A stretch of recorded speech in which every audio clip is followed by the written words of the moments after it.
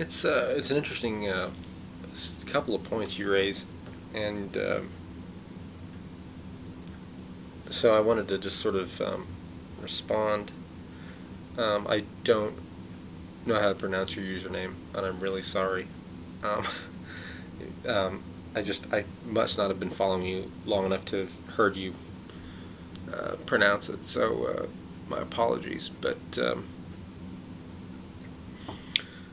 the stuff you're talking about in here, I like the way you think a lot, and I agree with you in principle about you can't advocate for other people's freedoms while trying to silence the freedoms of others. I mean, yeah, Geert Wilders has a has a right to his opinions, and he even has a right to express them, and I most certainly support that. Um, if I've ever made any objections to any of these people, it's just from the standpoint of a citizen. I don't think the government should try to impose anything on their freedom of speech, and I would fight vigorously against it. Um, one, the first thing, when it comes to hate speech, in America, that's a very odd concept because, for the most part, and we've been made fun of. I mean, Europe likes to make fun of how backward we are and how what a bunch of rubes we are, which is one of the reasons why I don't fear Islam. Because, yeah, for the most part, we are backward. Um, the southeast, which is where I live, where I'm from, man, please bring some jihad. The only problem is that jihad doesn't. This whole notion of jihad invading, if you actually look at the numbers, it's just so small. It's such a small number of people. I mean, if it wasn't, you'd know about it because I mean, you're dealing with a population of 1.5 billion people. They're going to, if you've got a huge percentage of them, if you have a percentage over 1% who are actively trying to screw up your country, you're going to know it. 1% of 1.5 billion people is no small number. That's a small army. And even if they're dispersed, you're going to feel that. It just doesn't make sense. It doesn't, and when you try to challenge somebody, you say, well, you're making all these claims. You say, this is happening in Norway. You say this is happening in Germany. Can you send me a link? Can you show me a news article, preferably in English because I don't speak your language, foreigner. Anyway, I mean, it's just they can't. They send you to a blog. They they send you a clip of a YouTube video, and I just don't. I mean, I don't know what to do with that. I mean, that can be so. Those kinds of things are so easy to manipulate. I mean, I try to use if I use any kind of material, I try to source it, back to something that's recognized.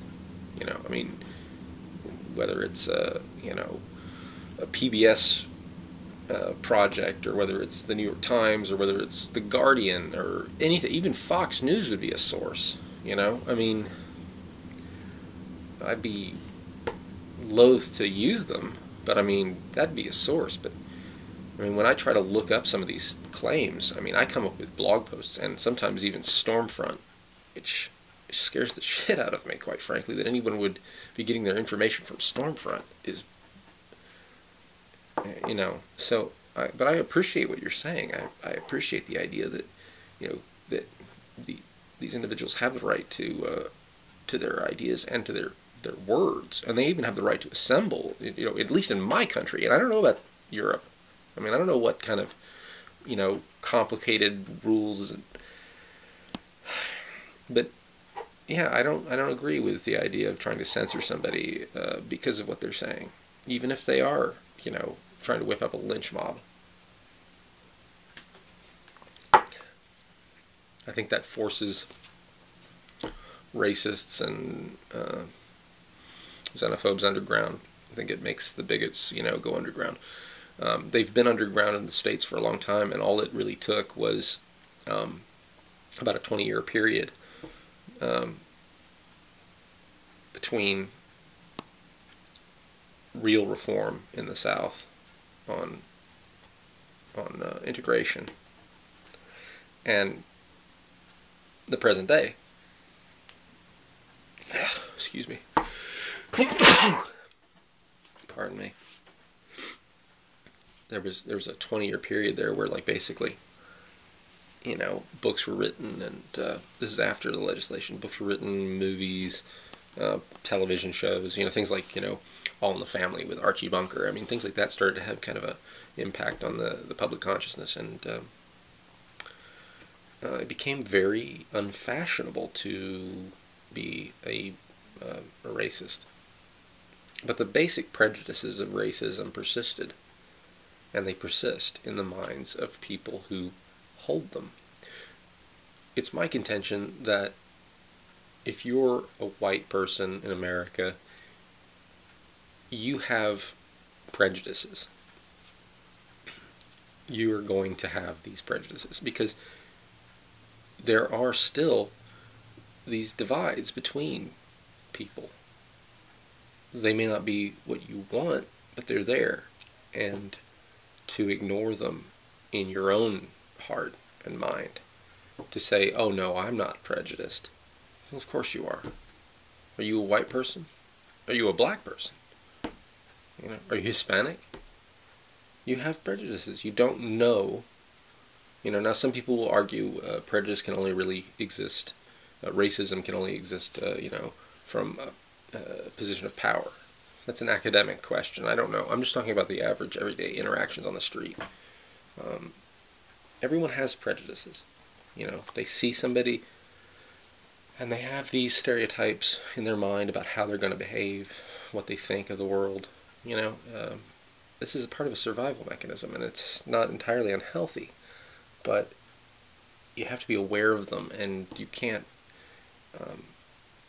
become entrenched in your own prejudices. I mean, you have to allow for, and I forget who it was who said, like, it's kind of like only ever seeing white swans your whole life, and somebody says there's, a black swan, and you're like, that's nonsense. Swans are white, and then one day you see a black swan, and you're kind of forced to either reconcile the cognitive dissonance in maintaining or accept that there are exceptions to the rule. And when you start to get outside of your own perspective, or whatever that perspective is, whether it's accurate to any degree or not, once you get outside of it, you might actually find that it's 50-50 or 25-75, percentage-wise, that actually there, in certain places there may be more black swans than white swans. There may be an infinitesimally small number of white swans that exist. You don't know. You don't know everything. You can't start from the assumption that your experiences are infallible. This is the argument that happens a lot of times with religious people. The strangest thing in the world is that both atheists and religious people both work from the assumption that their experiences show them the truth. Now, there's a different way of interpreting experiences, sure, but both groups, both perspectives, rely on experience. And ultimately, even faith in a God requires first that you assimilate the information, the story, the teachings, and then you, the individual, agree to it or not. That is if there's an individual there. But, wow, as they say, I digress. And I really have. I started with one, and I haven't gone to two. I've just kind of drifted.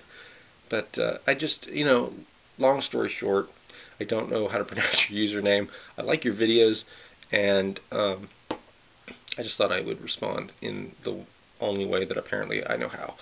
So, take care, and I'll see you next time.